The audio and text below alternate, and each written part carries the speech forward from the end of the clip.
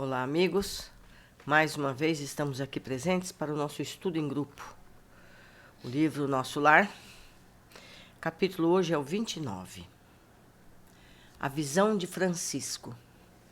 Enquanto Narcisa consolava o doente aflito, fui informado de que me chamavam no aparelho de comunicações urbanas. Era a senhora Laura, que pedia notícias. De fato, esquecera-me de avisá-la sobre as deliberações de serviço noturno. Pedi desculpe a minha benfeitora e forneci rápido relatório verbal da nova situação. Através do fio, a genitora de Lísias parecia exultar, compartilhando meu justo contentamento. Ao termo de nossa ligeira conversa, disse bondosa: "Muito bem, meu filho. Apaixone-se pelo seu trabalho. Embriague-se de serviço útil. Somente assim atenderemos a nossa edificação eterna. Lembre, porém, que esta casa também lhe pertence." Aquelas palavras encheram-me de nobres estímulos. Regressando ao contato direto com os enfermos, notei Narcisa a lutar heroicamente por acalmar um rapaz que revelava singulares distúrbios. Procurei ajudá-la. O pobrezinho, de olhos perdidos no espaço, gritava espantadiço: "Acuda-me, pelo amor de Deus! Tenho medo, medo!" E o olhar esgazeado dos que experimentam profundas sensações de pavor acentuava: "Irmã Narcisa, lá vem ele, um monstro. Sinto os vermes novamente. Ele, livre-me dele, irmão. Não quero, não quero." "Calma, Francisco", pedia a companheira dos infortunados. "Você vai libertar-se, ganhar muita serenidade e alegria, mas depende do seu esforço. Faça de conta que a sua mente é uma esponja embebida em vinagre. É necessário expelir a substância azeda. Ajudá-lo-ei a fazê-lo, mas o trabalho mais intenso cabe a você mesmo." O doente mostrava boa vontade, acalmava-se enquanto ouvia os conceitos carinhosos, mas volvia à mesma palidez de antes, prorrompendo em novas exclamações: "Mas, irmã, repare bem, ele não me deixa. Já voltou a atormentar-me. Veja, veja." "Estou vendo, Francisco", respondia ela, cordata, "mas é indispensável que você me ajude a expulsá-lo." "Esse fantasma diabólico", acrescentava a chorar, como criança provocando compaixão. "Confie em Jesus e esqueça o monstro", dizia a irmã dos infelizes, piedosamente. "Vamos ao passe. O fantasma fugirá de nós." E aplicou-lhe fluidos salutares e reconfortadores, que Francisco agradeceu, manifestando intensa alegria no olhar. "Agora", disse ele, "fim da operação magnética, estou mais tranquilo." Narcisa ajeitou-lhe os travesseiros, mandou que a serva lhe trouxesse água magnetizada. Aquela exemplificação da enfermeira edificava-me. O bem, como o mal, em toda a parte, estabelece misterioso contágio. Observando-me o sincero desejo de aprender, Narcisa aproximou-se mais, mostrando-se disposta a iniciar-me nos sublimes segredos do serviço. "A quem se refere o doente?" indaguei, impressionado. "Está porventura assediado por alguma sombra invisível ao meu olhar?" A velha servidora das câmaras de retificação sorriu carinhosamente e falou: "Trata-se do seu próprio cadáver." "Que diz?" tornei espantado.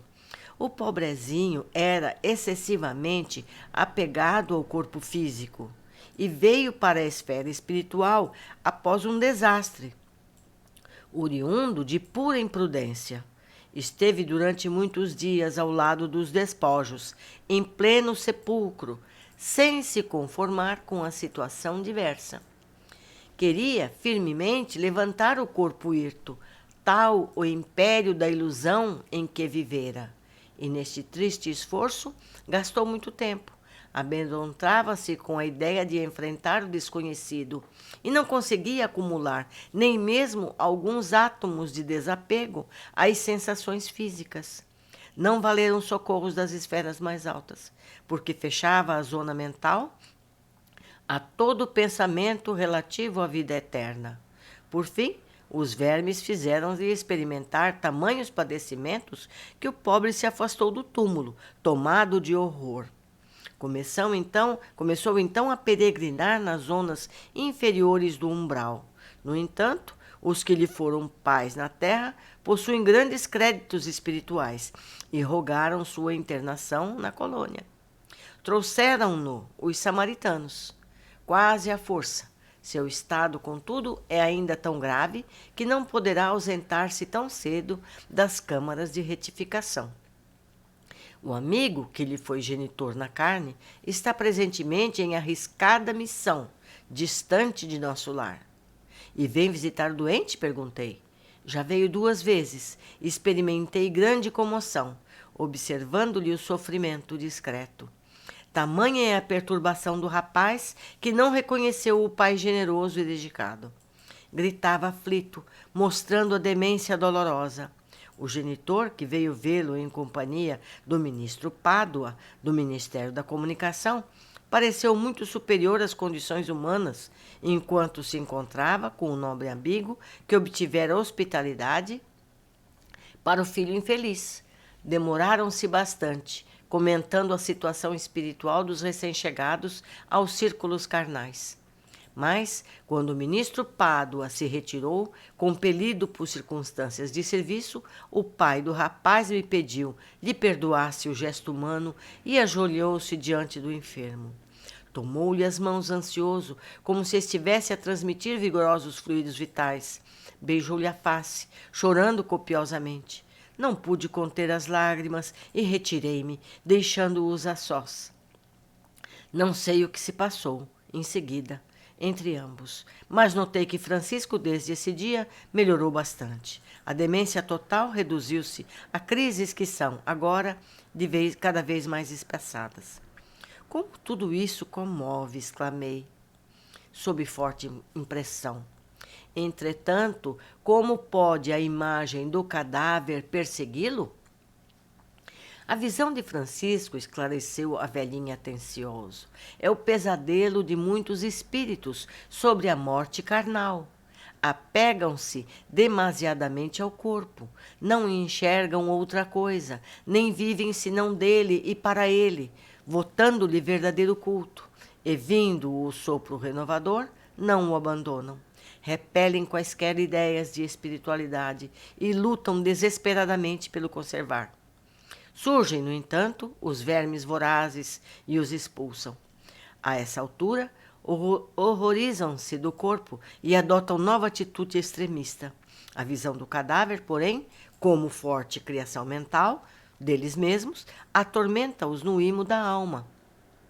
Sobrevêm perturbações e crises mais ou menos longas, e muitos sofrem até a eliminação integral do seu fantasma.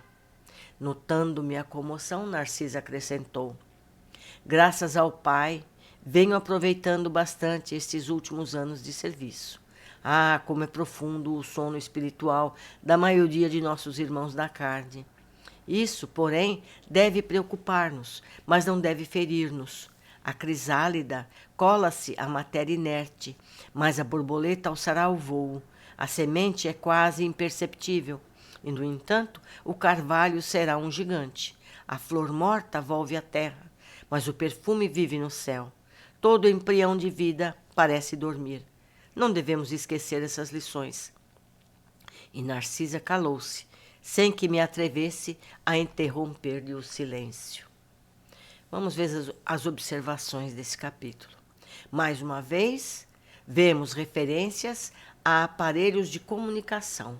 Aqui ele cita um fio. Então, deduzimos que fosse algo como conhecemos aqui no nosso plano, um tipo de telefone.